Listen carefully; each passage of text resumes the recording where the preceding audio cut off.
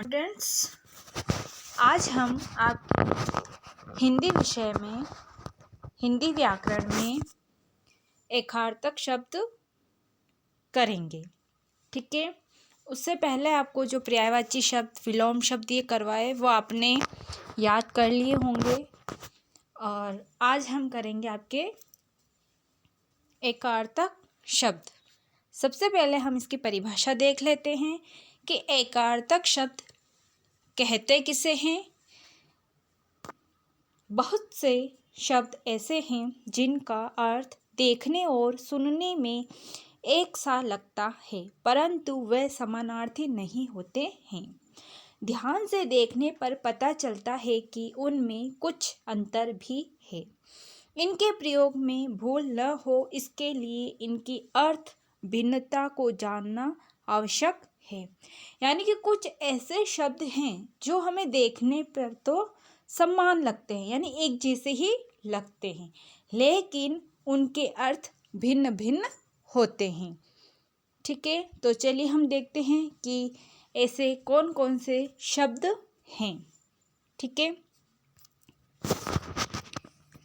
अब यहाँ आप देखिए, जैसे अगम। अगम का अर्थ है जहाँ न पहुँचा जा सके। दुर्गम, जहाँ पहुँचना कठिन हो। ठीक है, एक तो है कि जहाँ पहुँच ही नहीं सकते हम, और एक है जहाँ पहुँचना कठिन हो। ठीक है, दूसरा है आपका अलौकिक, जो सामान्यतः लोक या दुनिया में न पाया जाए। अस्वाभाविक, जो प्रकृति के नियमों के विरुद्ध हो। असाधारण, सांसारिक होकर भी अधिकता से न मिले, यानी विशेष। अब इन तीनों में देखने में तो समानता लग रही, जैसे अलौकिक, अस्वाभाविक, असाधारण, परंतु इनके अर्थ क्या हैं? भिन्न भिन्न हैं।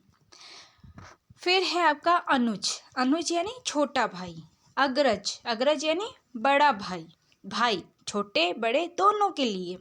अब यहाँ तीनों शब्द अनुज, अग्रज और भाई है, भाई के लिए है, लेकिन एक छोटे भाई के लिए है और एक बड़े भाई के लिए है।